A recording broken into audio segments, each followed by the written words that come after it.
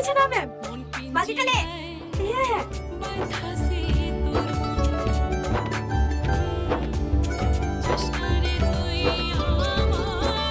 Ma'am, এই পানিতে কত রান্না করবেন?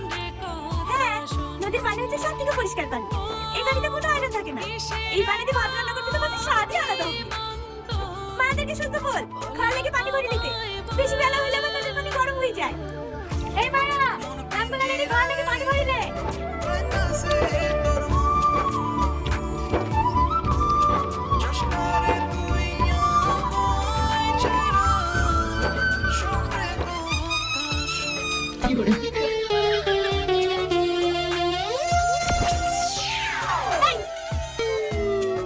এখানে বসে বলছিস কেন? কেয়ার করে নেবেন। সরি, আমি তো না হয় শুধু পোশাক পেয়েছি। সকালে আমার পায়খানা ফেলে সবাই পানি খরচ করেছে গিয়ে